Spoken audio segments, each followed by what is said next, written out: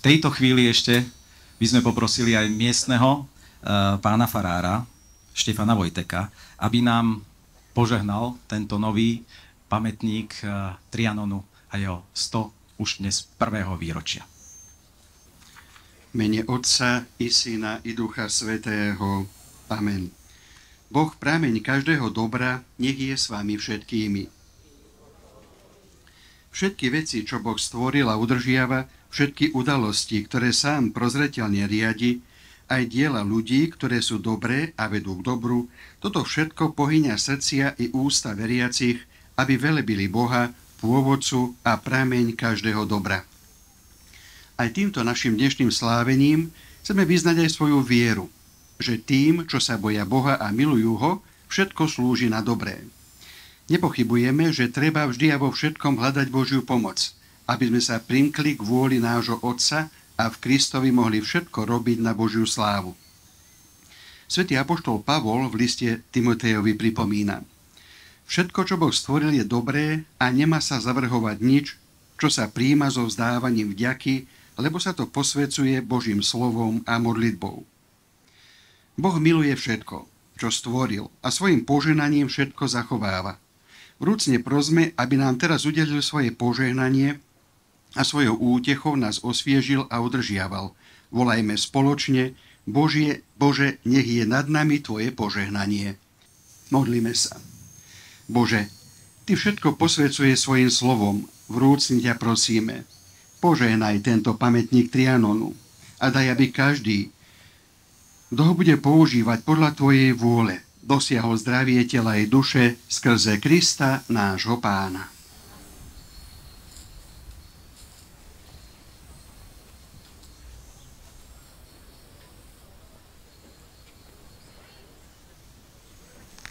Pán s vami.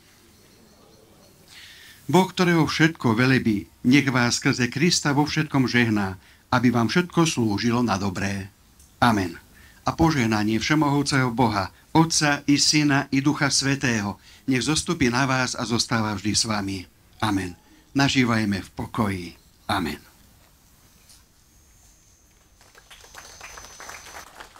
Ďakujem veľmi pekne pánovi Štefanovi Vojtekovi. Nasleduje slávnostné položenie vencov k pamätníku. Asistovať vám budú vojaci čestnej stráže ozbrojených síl. A zároveň ešte predtým, ako sa naši hostia zoradia ku svojim vencom, zaznejú slová z básne Milana Rufusa.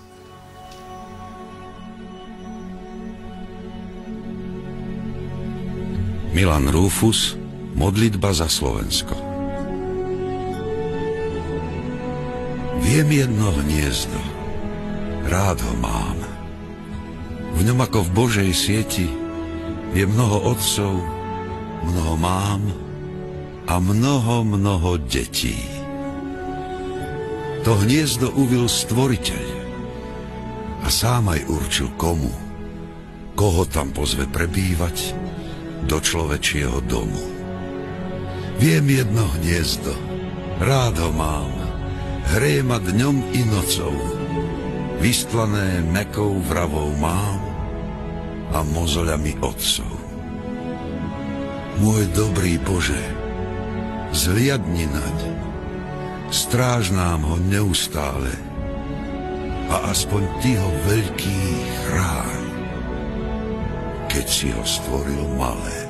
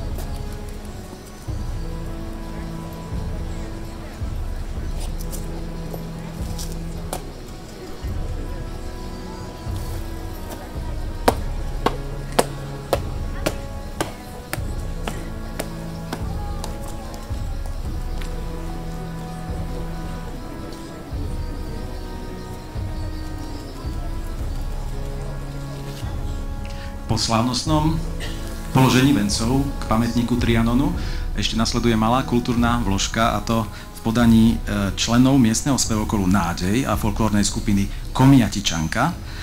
Zabavte sa a toto bude už záverečné predstavenie k súčasťou tohto otvorenia a odhalenia pamätníka. Takže nech sa páči, Komiatičenka a Nádej.